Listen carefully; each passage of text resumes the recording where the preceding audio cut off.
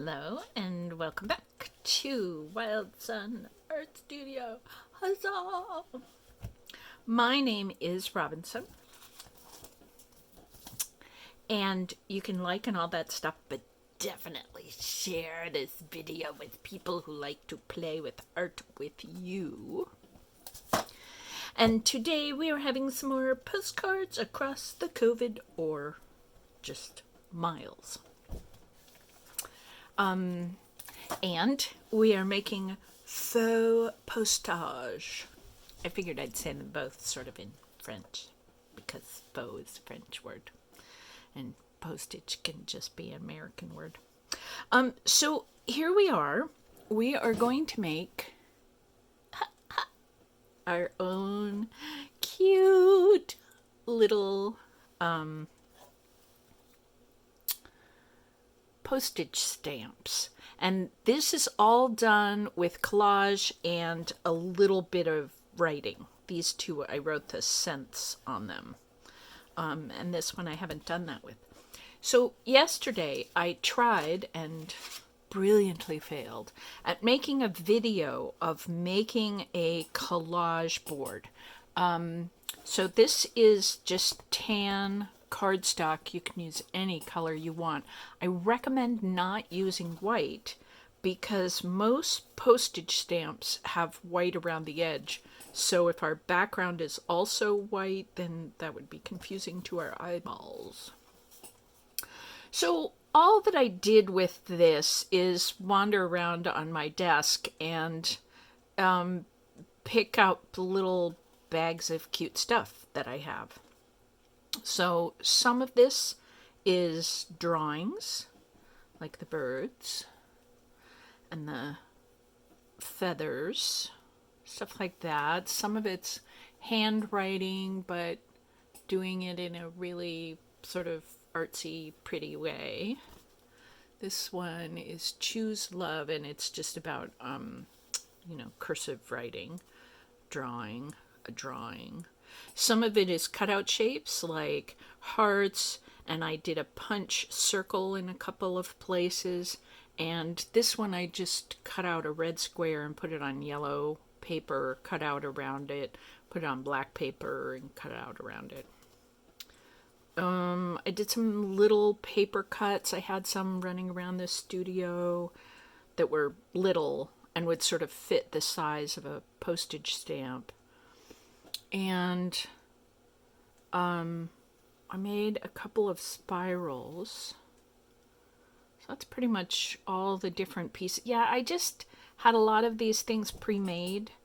I made the spirals, especially for this. But, and yeah, so my idea is to, when I was gluing them on, I did some background stuff like the paper cuts and the feathers and the spirals and the hearts, and I kind of put those in the background and then left enough space to put some words.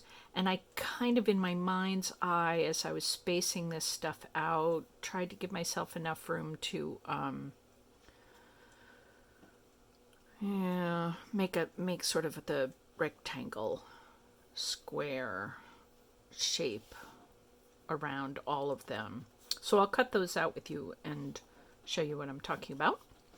And then when I had the shapes, I glued them on top of white cardstock.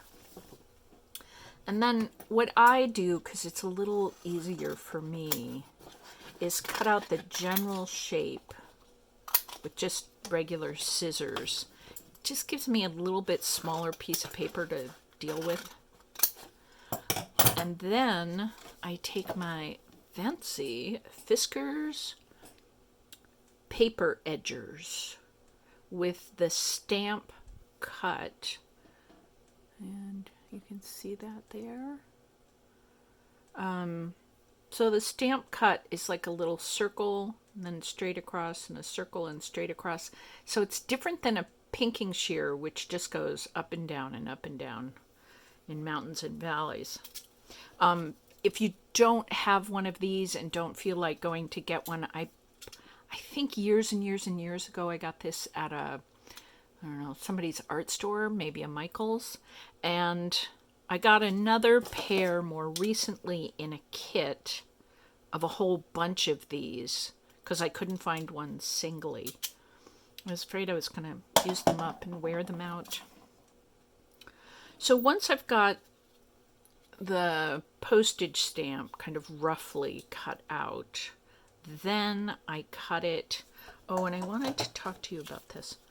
I cut it with the stamp edged scissors. So see, this one has a pretty skinny edge of white around it. I actually think I kind of like that. This one has a big edge. Now, it makes some sense because it's a bigger postcard. I mean, a bigger stamp. Still, I think I like just the little bit of edge. So, with that in mind,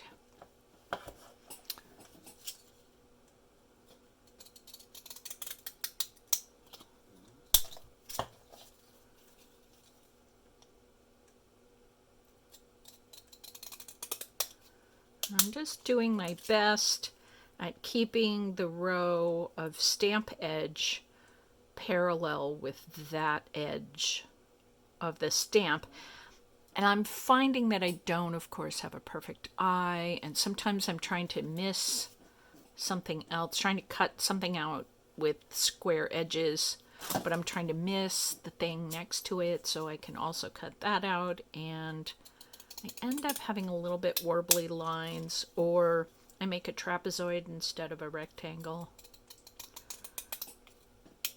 So this is my thought. It's okay to have a trapezoid, just follow the edge, you know, make the stamp edge follow the edge of this, the tan cutout. Let's do that again. And my scissors are, you know, these are not super high quality scissors, and they don't really cut all the way to the end. But if you can get all the way across in one swipe, then you don't have to mix and match. I'll show you on this one because it actually is kind of long. If you want to have a nice even edge, what you do is you line up, here, let's do this really closely. You line up these bumps with these bumps so that they kind of fit together, and then the rest of the cut will also line up, and you get a nice edge there. So that's supercalifragilisticexpialidocious. So let's work from this side. Hold on a sec.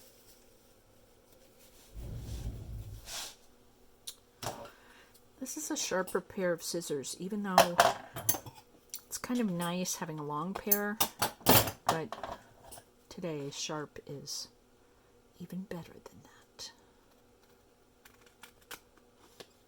I think I'm going to end up cutting this one out as an oval because I didn't leave enough room, and I really like that, those words. Oh, and I meant to tell you that once I had made this full page, I put, and let's see if we can get, well, this is matte. This is this one, my Mod Podge matte medium. And I just brushed that over the top of the whole thing to make sure that all the little pokey edges were cut. And what happened, I don't know if you can tell, but there's a little bit of glue on the edges, which makes, there, that's perfect. It makes the edges a little uneven, so I can go back in there and recut that.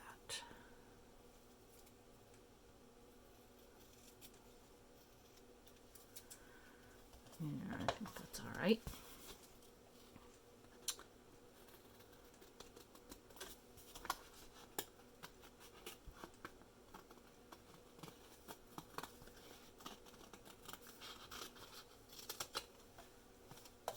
That's one.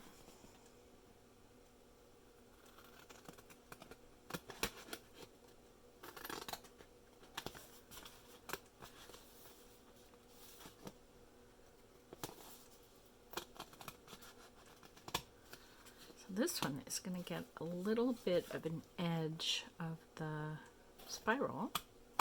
That'll be fun. Like this.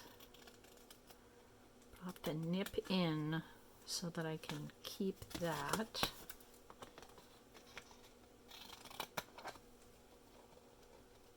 Go, go. Oh, but then am I going to get choose love? Tell you what, let's cut this out.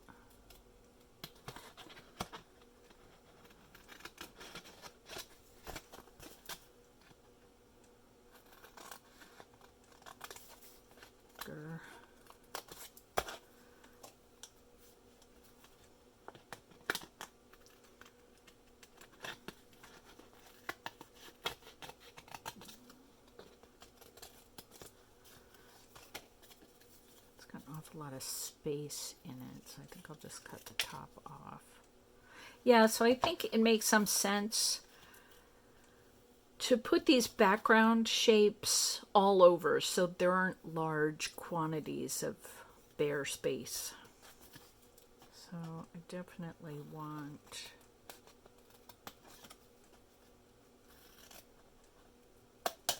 that one. And you know what? This bird and this word are really close together, so I'm just going to add them all together and have one big mega stamp. Oh, and I wanted to do this reach one with the hand. I'll finish cutting this up later, but I just wanted to kind of walk you through some of my choices.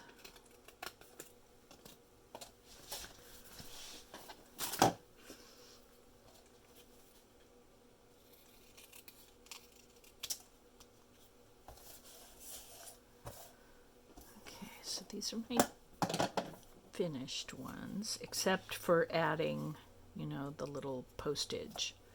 And you can make any postage. You can make one be $1.03 or something sort of silly. Ooh, what if I did this and we had sort of a tab, circular tab shaped.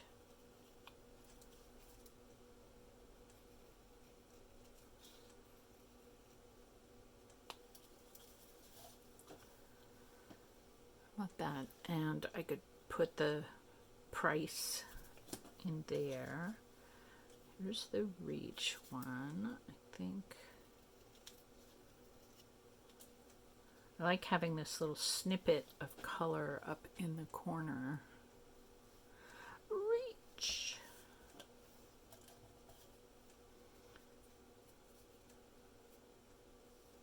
This edge was the edge of the paper, and I can feel it's a little crunchy with the dried Mod Podge bubbles. This one too, it's got a little diptych of glue up there, Mod Podge. Oh, that would be a great postcard, wouldn't it? So I went to the post office and then I went online. Do you know that in the United States of America, I think the new stamp just came out. So now in the US, the postal system has, count them, 2 postcard stamps. Just like What the heck, people?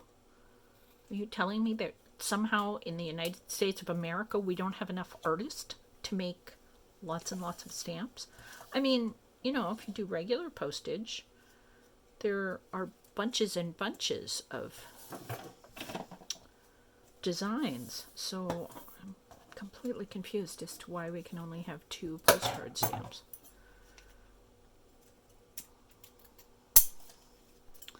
And I told one of the women at the desk, boy, that could make me want to use regular postage just for the... Because regular postage has lots of really pretty... There's a thank you stamp. I took my postage out of my studio, so it's not here. But there's a thank you stamp in the U.S., and the thank you is all written in kind of scripty lettering, and it's written in gold, which is fantastic. Yeah, so why can't we have a postcard stamp that's written in gold? So this is part of my national effort for as many artistic expressions as we can possibly muster. So yeah, so then the deal is you just glue them onto white cardstock and then cut them out. Ta-da! Oh, and I wanted to talk to you about this is an imperfect card, but I was thinking that what I could do... That won't work. That's too big. But, you know. Oh, here. We can do this one, I think. So, I don't want to put a stamp, a faux stamp, up in where real stamps go. So, if I'm making a postcard with a little stamp collage, I was thinking if I put them... Never mind this silver tape right there. Sorry. I was thinking if I just sort of made a little strip, sorry, ignore that, across the middle and glued these down, and I might Mod Podge again over the top of that just to make sure nothing falls off in the mail. To make it look like this is a collage, please don't take me seriously. This is not the real postage. You know, this is the art side of the postcard. Yeah. So to do that, how about that? Ta-da! Yay! So the only thing that's really wild and crazy that you might not have are these scissors. If all you have are pinking shears, you kind of get the effect anyway. Paper pinking shears, of course, not your fabric ones. But this is kind of worth it. I think when... I have no idea what I paid for these. It might have been around $7 or $8. And this one came in a collection, and I don't often use all these fancy edges on things, but I should probably do that because now I have 100 of, not that many. I have like 12. But in order to get this one, I had to buy the whole collection of, there were 7 or 8 or something in the collection. And the collection was, I don't know, maybe $15 or something like that. And to me, the look of this particular edge is so classically a postcard edge that, yeah, it's the perforations of an actual stamp. And so it makes my little faux stamps look more like the real thing. I really like them. To me, it's worth it. It might not be worth it. You can kind of get the general idea using just... And those are pretty easy to find just all by themselves. And so maybe you could get them for $5.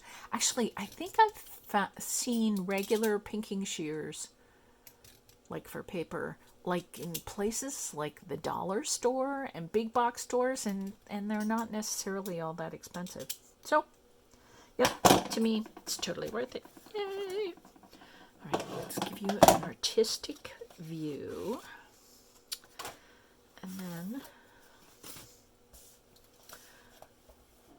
And definitely, if you want to, think about writing on the postage. And I used this Micron pen. It's got archival ink, I think, micro pigment ink for waterproof and fade proof fine lines.